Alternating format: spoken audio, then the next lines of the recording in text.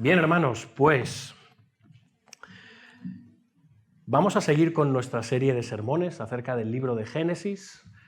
Estuvimos en el capítulo 22 la semana pasada, recordáis el sacrificio o no sacrificio o casi sacrificio de Isaac de parte del padre Abraham, y cuando se le presenta ese cordero sustitutorio, ese sustituto como un tipo precioso de ese gran sustituto que tenemos nosotros, Cristo el Cordero de Dios, que quita el pecado del mundo. Vamos a pasar al siguiente capítulo, capítulo 23, versículos del 1 al 20, es el capítulo entero.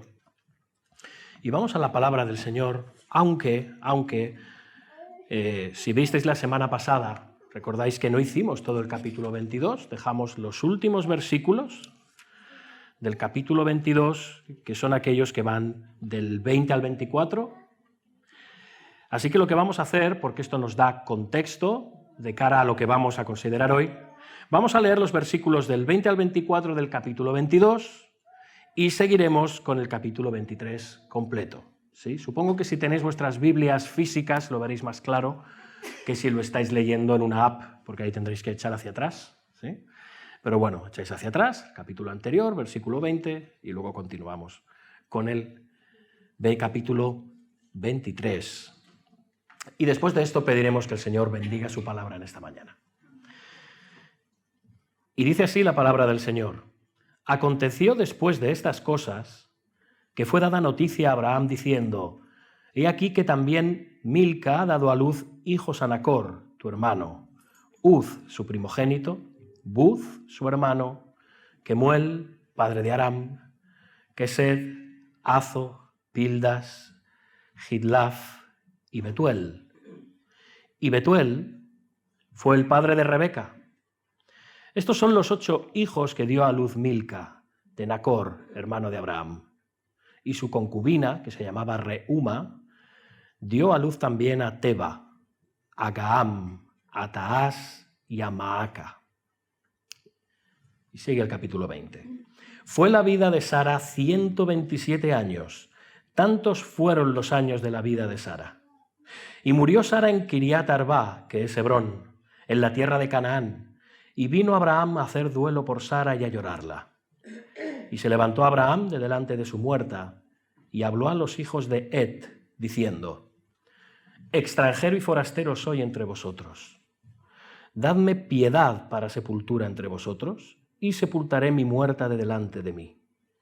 Y respondieron los hijos de Het a Abraham y le dijeron: Óyenos, Señor nuestro, eres un príncipe de Dios entre nosotros.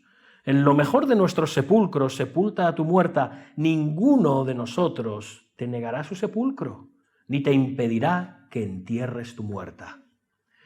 Y Abraham se levantó y se inclinó al pueblo de aquella tierra, a los hijos de Het, y habló con ellos diciendo: Si tenéis voluntad de que yo sepulte mi muerta de delante de mí, oídme, e interceded por mí con Efrón, hijo de Zohar, para que me dé la cueva de Macpela, que tiene al extremo de su heredad, que por su justo precio me la dé, para posesión de sepultura en medio de vosotros.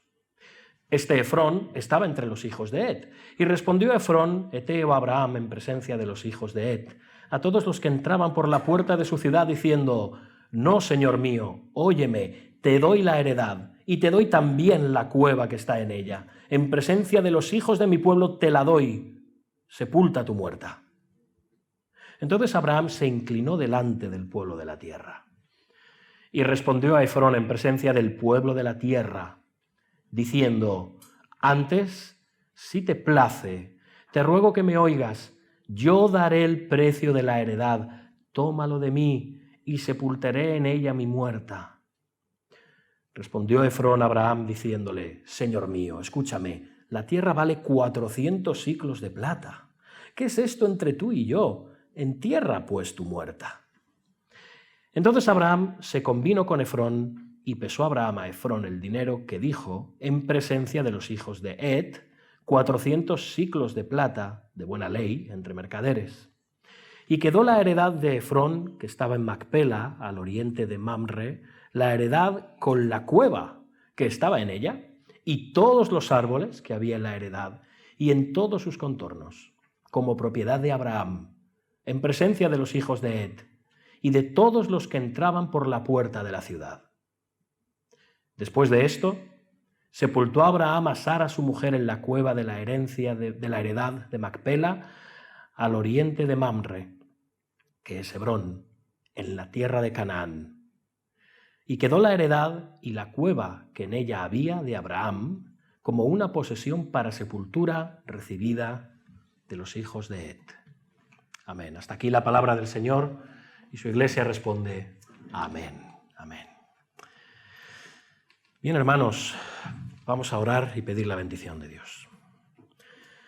Padre Dios nuestro, venimos ante tu glorioso trono y tu bendita presencia para pedirte que tú nos hables por medio de tu palabra.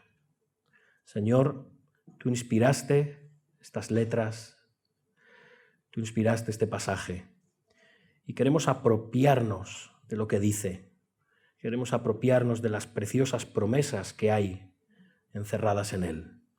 Y queremos que, Señor, esto lo hagas por medio de tu Espíritu Santo que inspiró esta palabra. Señor, te damos gracias por ella, rogamos bendigas a la iglesia, bendigas a los que están en Cristo y a los que no. Te lo pedimos todo para que tú te glorifiques en medio de esta congregación a través de Cristo Jesús. Amén. Amén. Bien.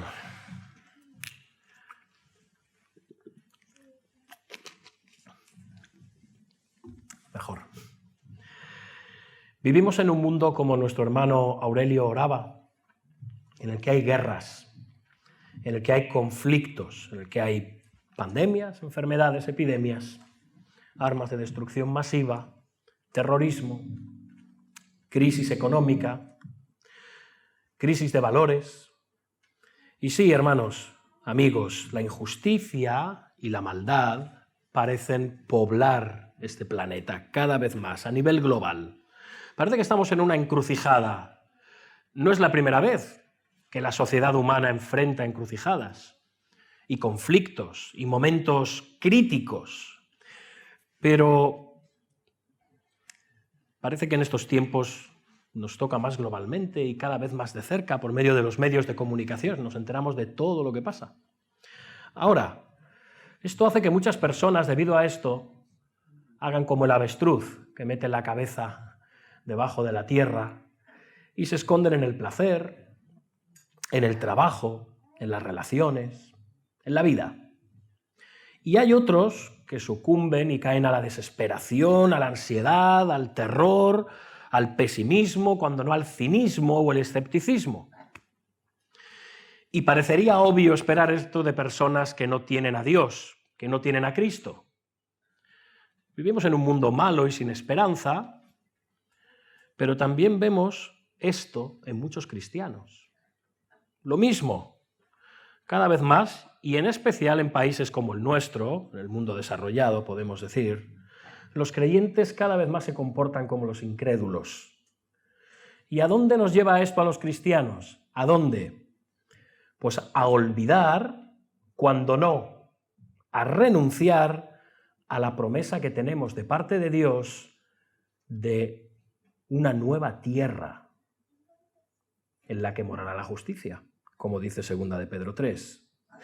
E Israel, de manera similar, fueron tentados a renunciar a las promesas que se les había dado de heredar una tierra, una patria. Cuando estaban en Moab, a punto de entrar en Canaán, en la tierra prometida, no quisieron, porque allí se supone que había gigantes, la gente del país era muy alta, ciudades fortificadas, grandes ejércitos.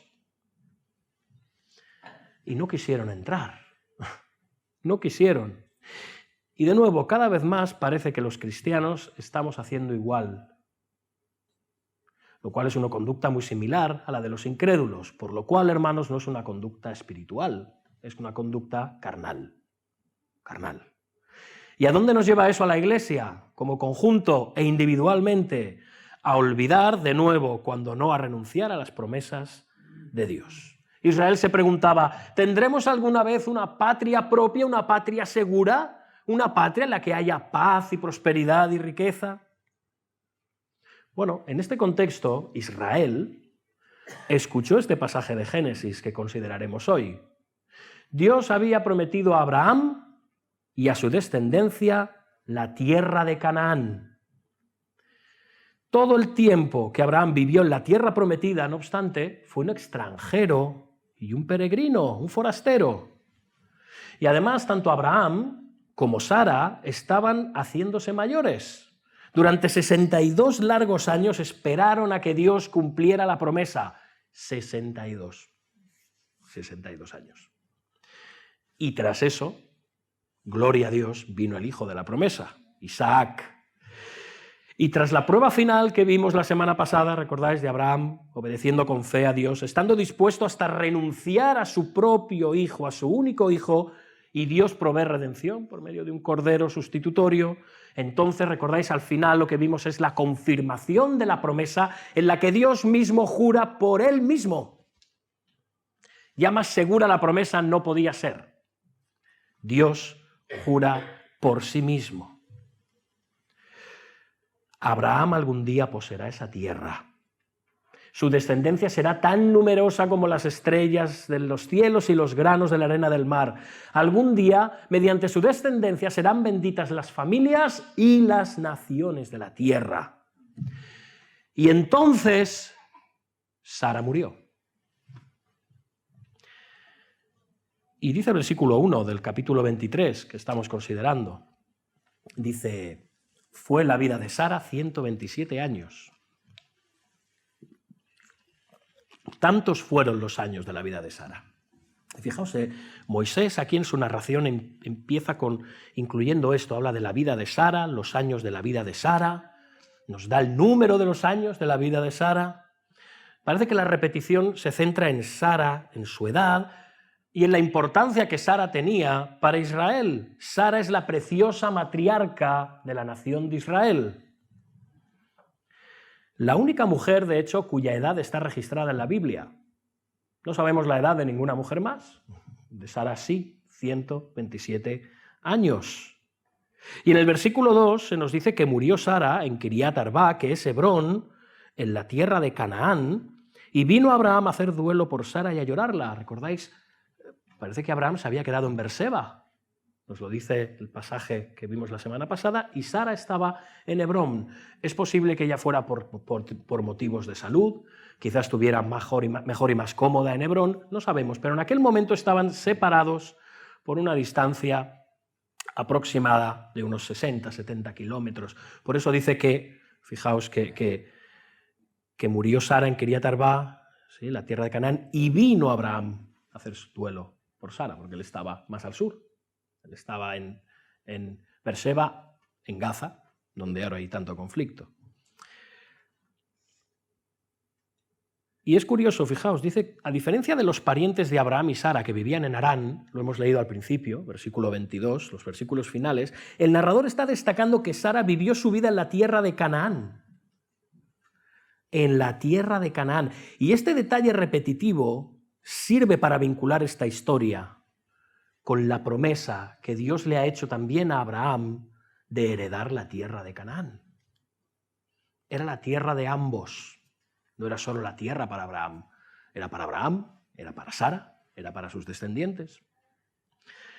Y entonces de nuevo dice que vino Abraham a hacer duelo por Sara y a llorarla, y aquí el uso de ambos términos, hacer duelo, llorarla, sugiere que Abraham no solo estaba muy triste y que lloró y que se compungió, lo cual es lo obvio cuando muere un ser querido, una esposa, sino que también llevó a cabo otras costumbres tradicionales, seguramente, las propias de su tiempo: rasgar sus vestidos, despeinarse, cortarse la barba, esparcir polvo sobre su cabeza, ayunar.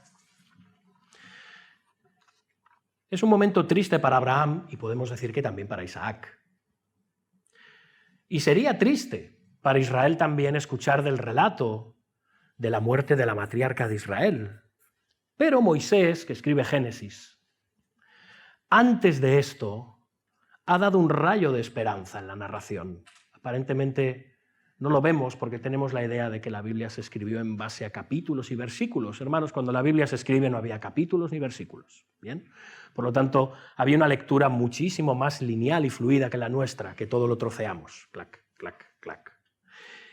Y si vamos a los versículos 20 y 24 del capítulo anterior que hemos leído, ahí vemos al hermano de Abraham, Nacor, que se había quedado en Harán, al cual le nacieron 8 hijos. Parece que en aquella época era un motivo de alegría tener 8 hijos. Y uno de esos hijos, y fijaos, el menor, no el primogénito que se destaca al principio, ¿habéis visto cuál es el nombre del primogénito? Bien, Uz. No, el último, Betuel, de este nace, ¿quién? Rebeca. Nos está haciendo un pequeño spoiler. Así que Moisés, inspirado, antes de decirnos que Sara, la matriarca de Israel, muere, nos está diciendo que ha nacido Rebeca, la que sabemos que será esposa de Isaac y continuará como su esposo siendo patriarca y matriarca de la nación que luego sería Israel. Hay esperanza. La línea de descendencia no queda rota. La línea de la descendencia prometida que llevaría algún día al Mesías, al Redentor, aquel que aplastaría la cabeza de la serpiente, continúa. Hay esperanza para el pueblo de Dios. Y ahora nos dice que Sara muere, pero no sin esperanza, no sin futuro. El pueblo de Dios continúa. Lo cual es esperanzador, lo cual es hermoso. Esto aseguraba las promesas que se habían hecho a Abraham en los versículos 15 al 18 del capítulo 22. Sin embargo, después de todo esto, después del duelo, después de la tristeza, después de tener esperanza, es más, Abraham tendría noticias de su hermano Nacor, y sabría quiénes eran sus hijos, y sabría que tendrían esposas, y que tendrían hijos e hijas, y él sabía que de allí él llegaría a tomar una esposa para su hijo Isaac. O sea que la desesperanza de Abraham no era total, porque él conocía a su familia, como veremos en el capítulo 24, cuando le envía a Eliezer, su siervo de Damasco, a buscar esposa a Harán para su hijo Isaac. Pero de nuevo, ahora ya era el momento de enterrar a Sara. Y Abraham era, como él mismo dice, extranjero y forastero. Hermanos, los extranjeros, los forasteros, no tenían derecho propio a adquirir tierras. Tenían que pedir permiso para adquirirlas. No podían tener transacciones legales, económicas, mercantiles, a menos que los dueños de la tierra les autorizaran a ello. Pero Abraham no quería enterrar a Sara, su princesa, en una tumba cananea. ¿Por qué? Porque allí pronto sería olvidada.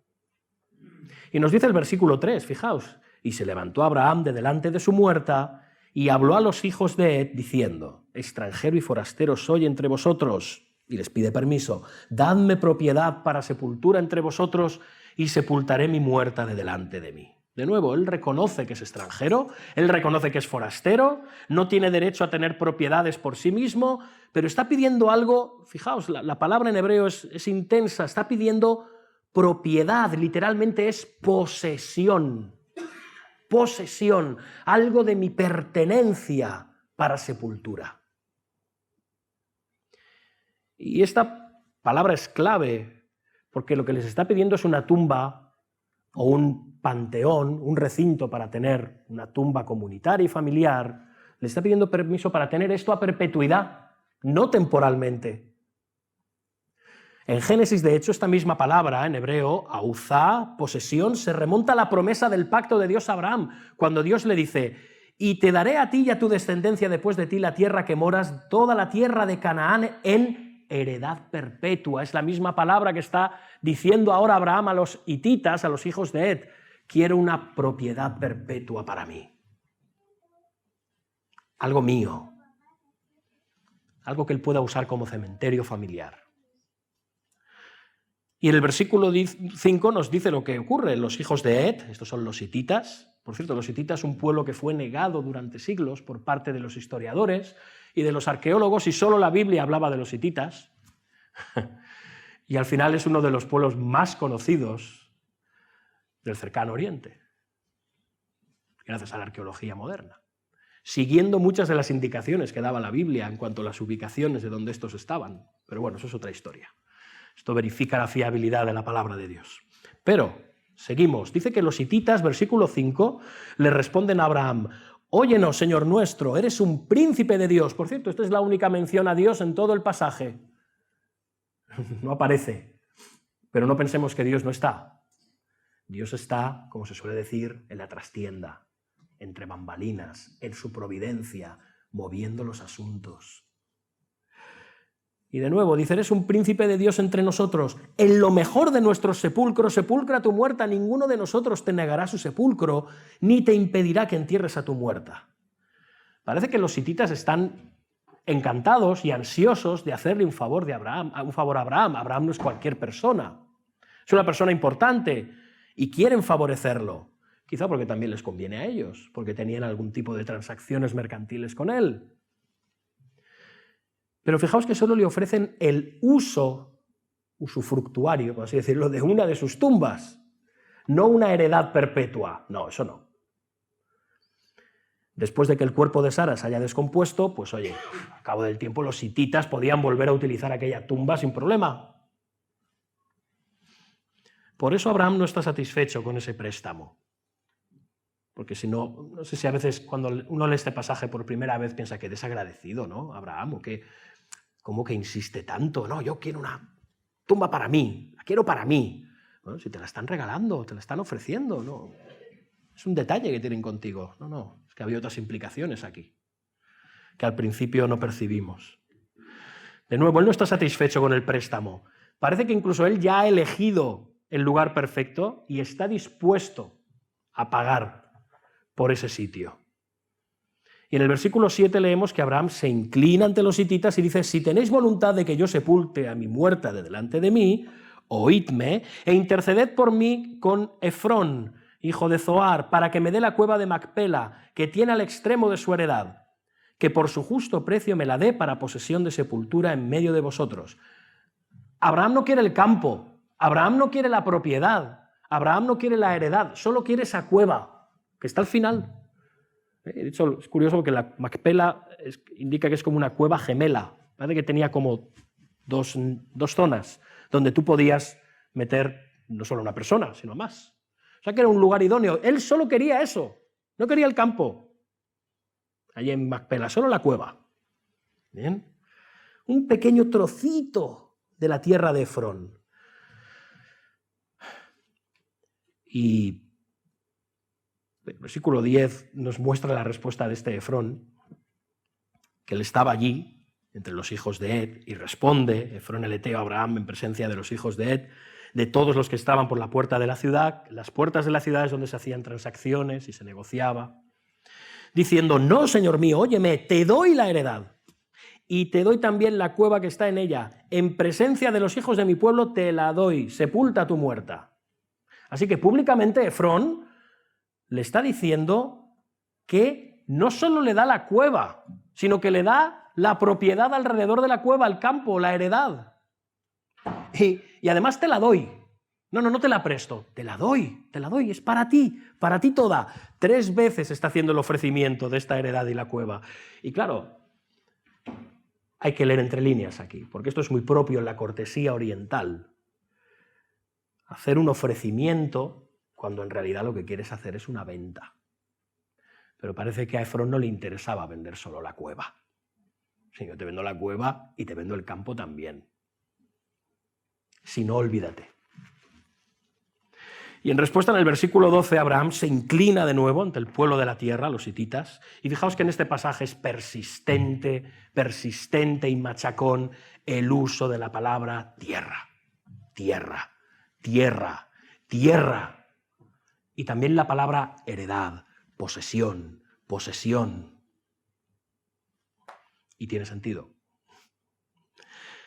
De nuevo, Abraham se inclina en el versículo 12 y les dice, en presencia del pueblo de la tierra, antes si te place te ruego que me oigas, yo te daré precio por la heredad, tómalo de mí y sepultaré en ella mi muerta, públicamente, en presencia del pueblo de la tierra.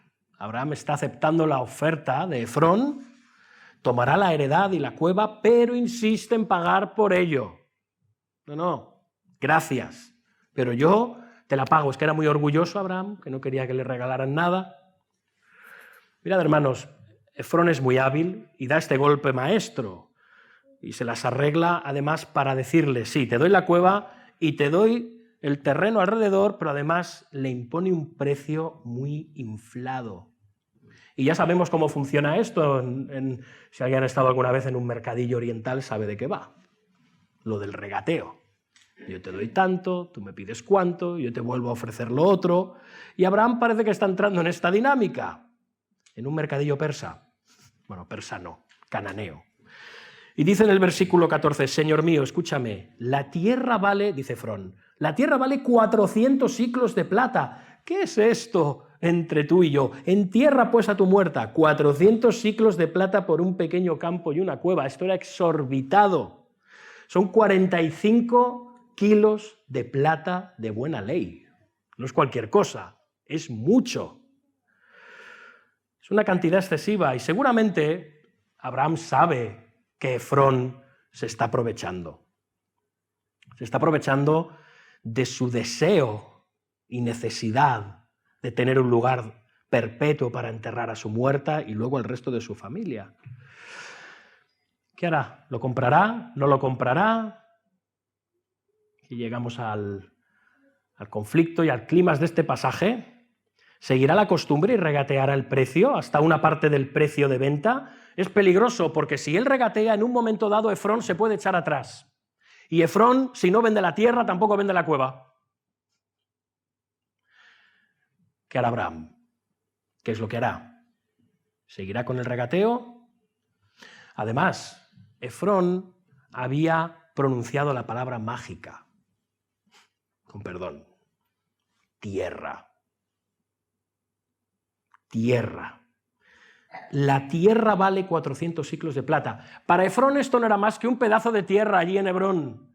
Pero para Abraham, y más tarde para Israel, la palabra tierra en Canaán, el poseer tierra, tenía un significado muchísimo mayor, porque estaba vinculado a la promesa de poseer tierra. Abraham llevaba décadas en Canaán y no tenía nada suyo. Él había reclamado que algún día esa tierra sería suyo por medio de edificar altares. Pero no tenía nada. Nada. Era nómada, extranjero, peregrino, forastero, sin propiedades. Y ahora Efrón le dice la cueva y la tierra. Y para Israel tierra es un sinónimo claro de tierra prometida. Además, Dios había bendecido ricamente a Abraham.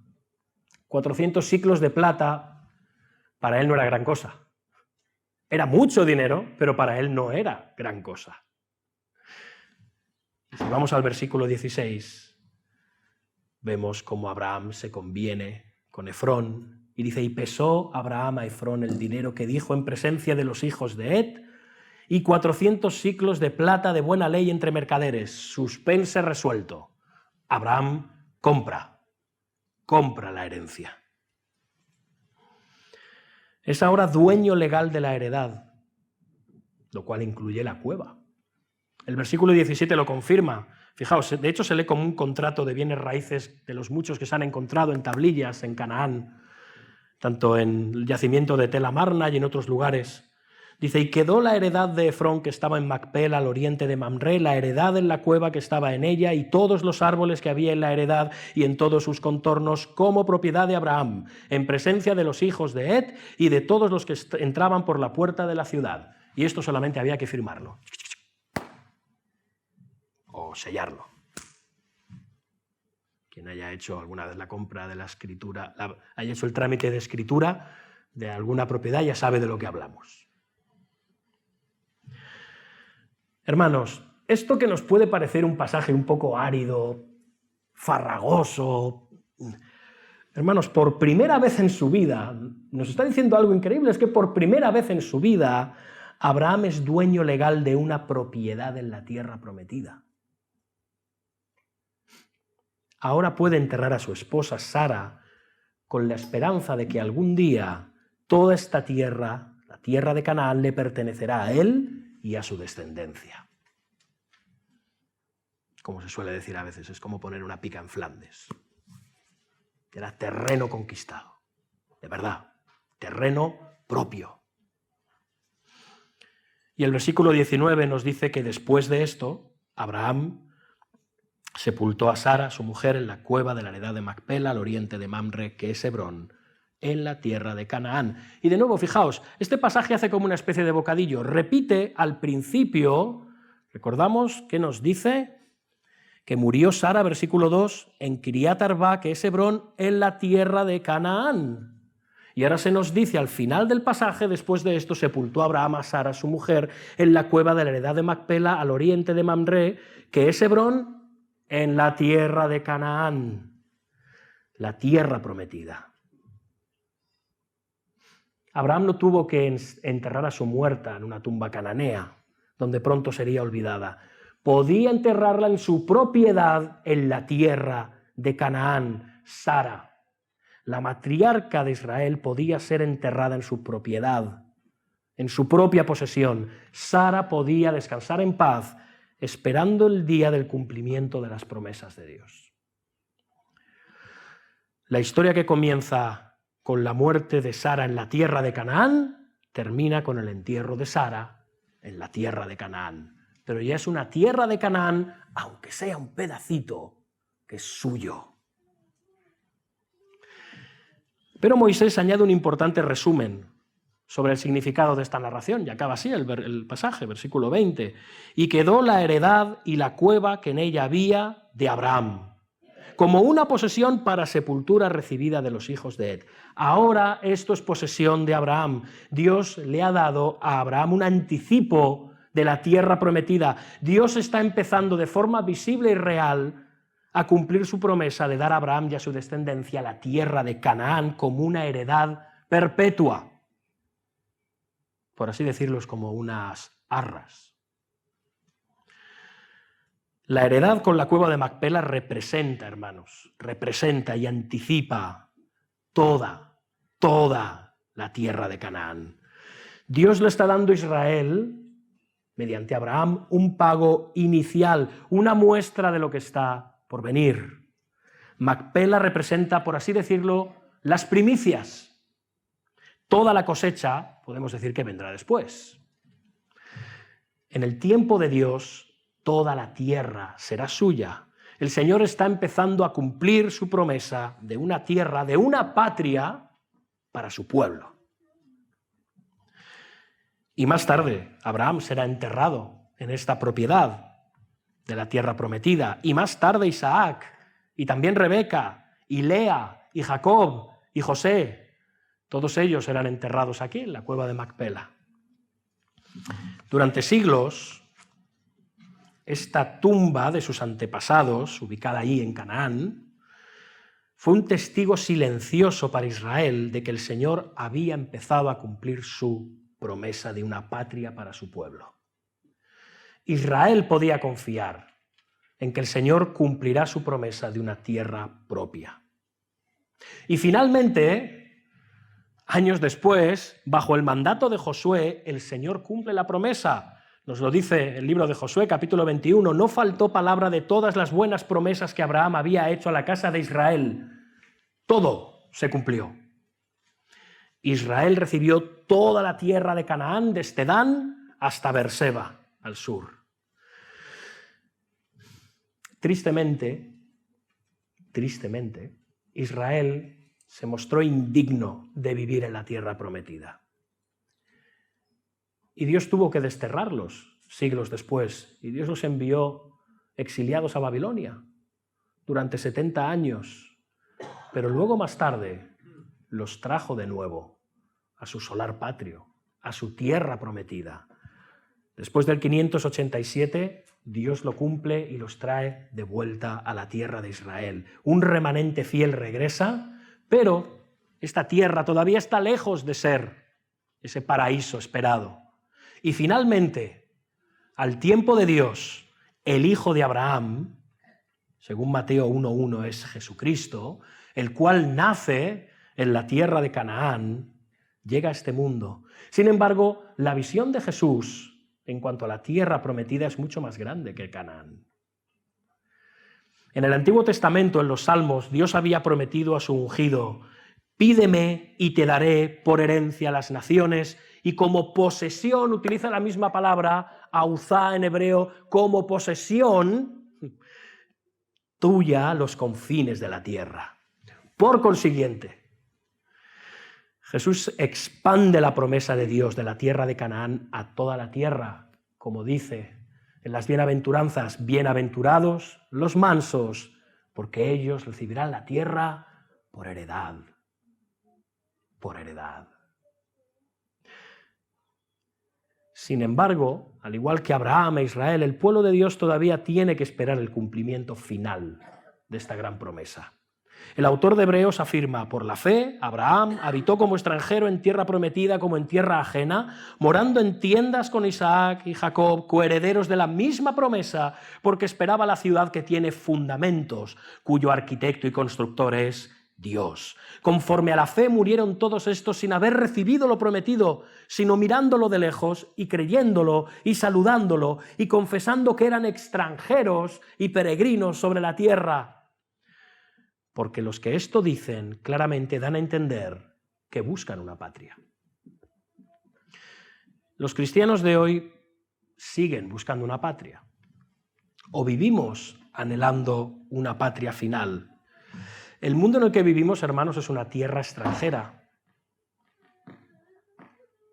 porque está muy lejos de ser esa tierra que nos está prometida. Un mundo lleno de violencia, de impiedad, injusticia. El apóstol Pedro consuela a los cristianos que sufren persecución. Las dos cartas de Pedro son escritas, no sé tener esto muy claro, a cristianos que sufren persecución. Les dice que esperamos cielos nuevos y tierra nueva en los cuales mora la justicia. Aún ahora, esa patria está siendo preparada para nosotros por Jesucristo, hermanos. Está siendo preparada. Jesús promete a sus discípulos y a nosotros: y si me fuere, os prepararé lugar, vendré otra vez y os tomaré a mí mismo, para que donde yo estoy, vosotros también estéis. En Apocalipsis también, el apóstol Juan recibe una visión que le da un vislumbre de este futuro cuando habla de un nuevo cielo y una nueva tierra y la santa ciudad, la nueva Jerusalén que desciende del cielo de Dios. Y oye una voz fuerte que dice: he aquí el tabernáculo, es decir, la tienda de Dios, está con los hombres, Dios con los hombres, como hemos cantado. Gloria en la tierra de nuestro Emmanuel. Algún día Dios estará aquí con nosotros, literalmente, y nosotros con Él. Él no solo habrá venido a morar en nuestro corazón como Emmanuel ahora, sino que este mundo será la tierra de Emmanuel, porque Dios estará con nosotros. Él será nuestro Dios y nosotros seremos su pueblo. Y allí enjugará toda lágrima de los ojos de ellos, y no habrá muerte, ni habrá más llanto, ni clamor, ni dolor, porque las primeras cosas pasaron. Hermanos, amigos, este es el futuro que esperamos con impaciencia, ya que todavía experimentamos la muerte, el llanto, el clamor, el dolor. Sin embargo, como Abraham enterró a Sara en Canaán con la esperanza de recibir la tierra prometida, así también a través de Jesús hoy podemos enterrar a nuestros seres queridos con la esperanza de recibir esa nueva creación. Hoy en día muchos cristianos no saben o no sabemos cómo relacionarnos con este mundo. Algunos desprecian todo de este mundo, cosas que son bendiciones preciosas de la gracia común de Dios que está llenando este planeta y siempre la ha llenado. Otros desprecian al mundo hasta el punto de ser desagradables y portarse como amargados en medio de una sociedad no cristiana. Pero si algo vemos en este pasaje es que Abraham trató con respeto a los hititas. e hizo un uso muy válido de las costumbres y asuntos y medios de su tiempo para un fin propio, siempre y cuando estos no fueran en contra de la voluntad de Dios. Otros se lanzan sin ningún tipo de freno, y hablo de cristianos, hacia un estilo de vida centrado en los placeres, los logros, el éxito profesional, cuando no hacia prácticas tristemente inmorales, o claudican en sus principios como cristianos, o viven o aprueban prácticas que Dios condenan, con la excusa de que, hombre, vivimos en este mundo, el mundo ha cambiado, hay que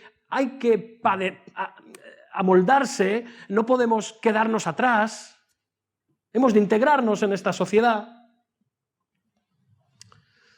Y ya sé, hermanos, que es difícil. Es difícil encontrar cuál es el punto.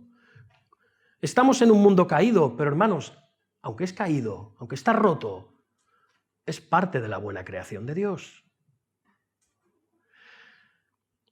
Y nosotros estamos llamados a estar en medio de este mundo, no fuera de él, para redimirlo, para ser sal y luz en medio de él, y gozar, y comer, y beber por todo nuestro duro trabajo bajo el sol, que es un don de Dios, como dice Eclesiastés. Hemos de disfrutar de toda cosa buena que Dios provee, siempre y cuando estas cosas no nos esclavicen, no nos dominen o nos lleven a desobedecer a Dios o a deshonrarnos como cristianos. El arte, la ciencia, la naturaleza, la gastronomía, las relaciones sanas, el ser emprendedores, obedeciendo así el mandato cultural de señorear sobre la tierra. Hay muchas cosas que podemos hacer en esta tierra que es nuestra, pero todavía no. Pero al mismo tiempo debemos recordar que este mundo es transitorio, que Dios nos ha llevado ya por medio de Jesucristo al reino de su amado Hijo. Cristo es en primera instancia ahora nuestra tierra prometida.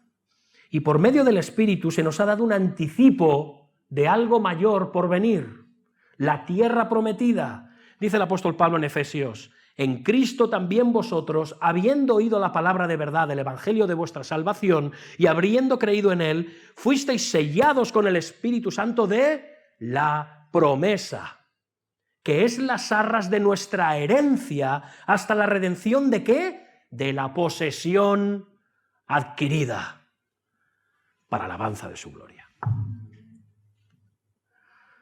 Ahora bien, si estás hoy aquí sin Cristo, no lo sé. Esta es la única tierra que vas a poseer, esta. Este va a ser todo tu cielo y todo tu infierno. Aquí vas a tener toda la justicia y la injusticia. No más. No más. Los únicos placeres que vas a tener son los de ahora, pero junto con problemas, con luchas, con pecados, con tentaciones y muerte. Pero en Cristo se te garantiza, si te arrepientes de tus pecados, si crees en su sacrificio sustitutorio como Cordero de Dios en la cruz, podrás disfrutar de una bendición mayor y eterna, cielos nuevos y tierra nueva en los cuales mora la justicia. Ora por ello, arrepiéntete y cree en el Evangelio.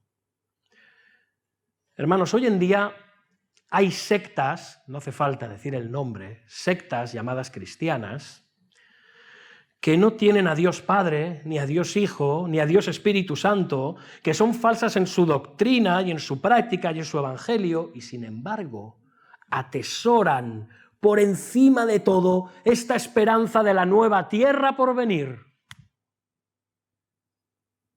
Es más, su evangelio es ese.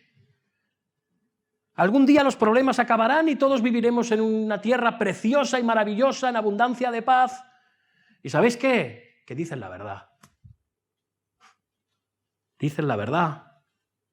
Ya sabemos quiénes son.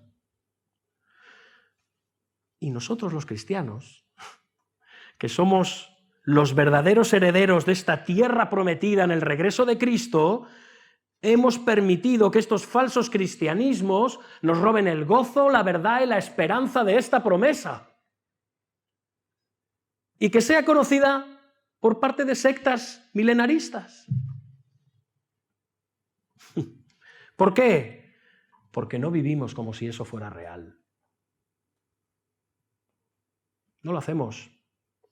Lo hemos olvidado, lo hemos descartado. No lo esperamos ni lo anhelamos por encima de todas las cosas, como Abraham, como Sara, como Isaac, como Jacob y como todos los siervos de Dios del pasado. Hemos dejado nuestra posesión perpetua a las sectas. Algo hemos perdido por el camino. Hermanos, cuando anteponemos el trabajo, y quiero que escuchéis bien, cuando anteponemos el trabajo a un servicio cristiano significativo y humilde, estamos renunciando a nuestra tierra prometida. Cuando encontramos más placer en las cosas de este mundo que en los medios de gracia, tales como la lectura de la Biblia, la oración, la comunión, la obediencia, la adoración en la iglesia y el amor por la iglesia, estamos renunciando a nuestra tierra prometida. Cuando anteponemos nuestra formación académica a conocer más la palabra de Dios y las riquezas de su gracia y de su evangelio, estamos renunciando a nuestra tierra prometida. Cuando nuestras conversaciones giran más en cuanto a nosotros o a las cosas de este mundo, o a nuestros logros, planes y sueños que a Cristo y a su verdad y a su evangelio, estamos olvidando nuestra tierra prometida. Cuando sabemos más de la vida de las personas de este mundo, o incluso nos llevamos mucho mejor con ellas que con nuestros hermanos, estamos renunciando a nuestra posesión eterna, a nuestra tierra prometida. Cuando todo lo que esperamos en esta vida es una buena jubilación, una casa, salud, la familia colocada, los hijos bien casados, cuando solo anhelamos eso en nuestra vida, estamos renunciando a nuestra tierra prometida. Cuando sucumbimos al miedo, a la ansiedad, al desánimo, a la preocupación ante los problemas propios y los de este mundo y no nos consolamos en Cristo, en su palabra y en su esperanza, estamos renunciando a nuestra tierra prometida. Y sabéis que muchas de las cosas que he enumerado no son malas. La mayoría no lo son. Pero cuando es lo que va por delante en nuestra vida, estamos renunciando a nuestra herencia perpetua, a nuestra tierra prometida. Para concluir, hermanos, nos tenemos que arrepentir. Porque tenemos una tierra prometida. Tenemos que arrepentirnos del gran pecado de olvidar y renunciar a esta tierra prometida, a nuestra herencia, y dejar que manos impuras la manoseen y mancillen. Pero ¿sabes qué? Que gracias a Dios, al estar unidos a Cristo, y Él es, en última instancia, nuestra tierra prometida, aunque fuéramos infieles, Él permanece fiel. No perdemos nuestra herencia. Abraham no se ganó la tierra prometida, ni Isaac, ni Jacob, ni Israel. Ninguno de ellos se ganó la tierra prometida, la recibieron por gracia, como una gracia de Dios. Gracias a Dios, nuestra posesión eterna y nuestro futuro eterno en esa tierra prometida no dependen de ti y de mí, sino de su gracia. Qué gran consuelo, ¿verdad? A pesar de todo, tenemos una tierra prometida. ¿Sabéis por qué la tenemos? Porque Él la ha prometido. Él juró por sí mismo a Abraham y le dijo que en su descendencia serían benditas todas las familias y naciones de la tierra prometida. ¿Cómo podemos confiar hoy en que Dios va a cumplir sin falta sus promesas? Dios también le ha dado a la Iglesia del Nuevo Testamento un pago inicial, una muestra de que ha comenzado a cumplir su promesa. Así como le dio a Israel las primicias de una tumba en la tierra prometida, así también le ha dado a la Iglesia del Nuevo Testamento las primicias de una tumba vacía, la tumba de Cristo, que está vacía. El pago inicial de Dios por esta nueva creación prometida es la resurrección de Cristo y lo que recibimos por medio de esa resurrección de Cristo. Pablo llama a la resurrección de Jesús las primicias de los que se durmieron. Así como en Adán todos mueren, también en Cristo todos serán vivificados, pero cada uno a su debido orden. Cristo las primicias, luego los que son de Cristo en su venida. Y un día, dice Pablo, que se tocará la trompeta y los muertos, como Sara y los patriarcas, y todos hasta el día de hoy, de entre los hijos de Dios, serán resucitados incorruptibles. Y dice en 1 Corintios 15, y cuando esto corruptible se haya vestido de corrupción y esto mortal se haya vestido de inmortalidad, entonces se cumplirá la palabra que está escrita: sorbida es la muerte en victoria. ¿Dónde está, oh muerte, tu aguijón? ¿Dónde, oh sepulcro, tu victoria? Mas gracias sean dadas a Dios que nos da la victoria por medio de nuestro Señor Jesucristo. Sí, hermanos, tenemos una tierra prometida y a su propio tiempo Dios nos proveerá de esa patria. Tendremos cielos nuevos y tierra nueva en los cuales morará la justicia. Amén. Amén, hermanos. Vamos a orar. Señor y Dios nuestro, te alabamos y te bendecimos, Señor, porque tú eres aquel del cual sabemos que todas tus promesas son ciertas y son verdaderas, porque tú has jurado por ti mismo y porque esas promesas son para tu Hijo, Cristo, nuestro Señor, nuestro Rey, aquel en quien estamos unidos, y por eso también son nuestras promesas, Señor. Qué maravilla, qué seguridad, qué privilegio, qué gozo, qué bendición ser de esas familias, de esas naciones que están siendo bendecidas por medio de la descendencia. Gracias por la posesión perpetua que tú nos prometes, Señor. Gracias por los nuevos cielos y la nueva tierra que esperamos conforme a tus promesas, en los cuales la justicia llenará la tierra como las aguas cubren el mismísimo mar. Señor, anhelamos ver ese día, que no olvidemos ese día, Señor. Ayúdanos que sea fruto y fuente de nuestra esperanza y de nuestro gozo en medio de las luchas, los problemas, los pecados, las ansiedades, los conflictos de este mundo. Tenemos una patria no solo celestial, sino terrenal, porque algún día ambas cosas serán lo mismo y ahí estaremos con Cristo por la eternidad. Te damos gracias, Padre, que esto sea algo real y visible en cómo vivimos, que no solo sea algo lejano por venir, que sea algo real en nuestro día a día, en cómo nos conducimos, tratamos con nuestro prójimo, con nuestros hermanos y en este mundo, y también contigo, Padre, porque te lo pedimos en el nombre de Jesús. Amén.